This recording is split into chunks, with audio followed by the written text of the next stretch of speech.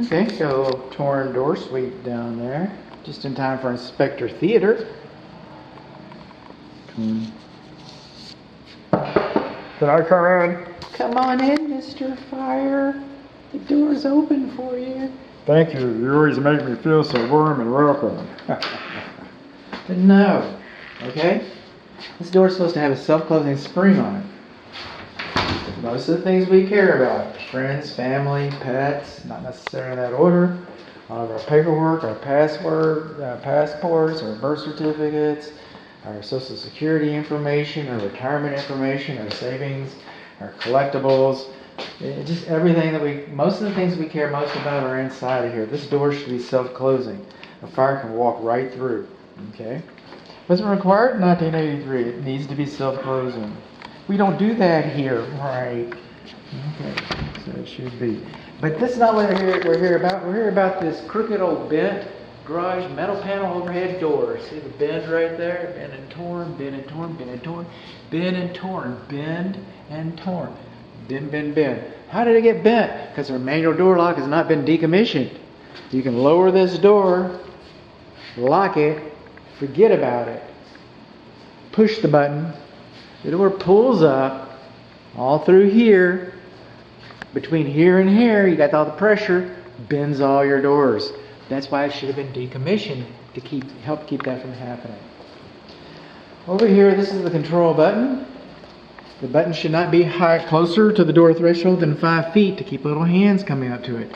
The wires that are held in place are held in place with staples that are not insulated, uninsulated staples. These staples can chew and tear the insulation and cause the wires to short out. Coming on along here, we've got our data plate. You see that we got a 1/3 horsepower overhead door motor.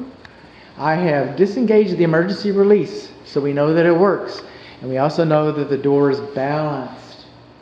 Okay, that's what we know. The door is balanced. So we're just going to kind of raise this here. We got handles on the inside. That's a good thing.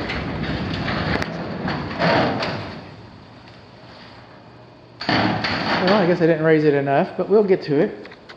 All right, so what else have we got? Put some little light on the subject. Our optic sensors are not supposed to be further away from the garage floor than 6 inches.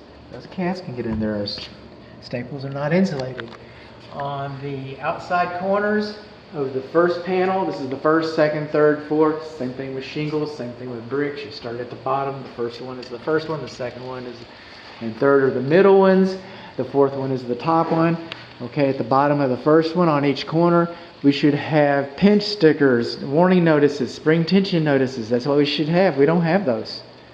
We don't have those. You know what else we don't have? We should have a warning notice posted on this. We should have a warning notice posted on this and a warning notice over here by the door. A lot of times they have illustrations on them to show little kids getting smashed and stuff.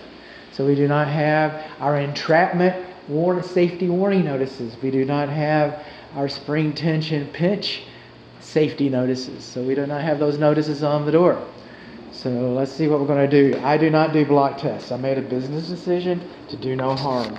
I do not do block tests. All right? So this is important to you. Your realtor can read the instructions. I have instructions. By the way, this is the temperature pressure release valve for the water heater. I don't do those either, but it's 1 year old. So I just went ahead and did it. All right? So I did that back from the water heater video. But now we're back here, and I do not do block tests. Again, one of the listing agent will be glad to come out here and put the block test. I have instructions baked into your inspection report on how to do a block test. What I'm going to do is I'm going to disrupt the optic sensors. I'm going to take my big old flat zombie hoof. I'm going to trudge across the tundra. I'm going to break it. Okay? So it takes me a little while because one foot's larger than the other one. This button is kind of difficult to operate. How about that? And it's not illuminated. Come over here. Open sesame. Open sesame. We got a safety reverse. We got a safety reverse. Well, how about that? But what we don't have is this is not illuminated. It's not high enough, but it's not illuminated, and it's difficult to operate.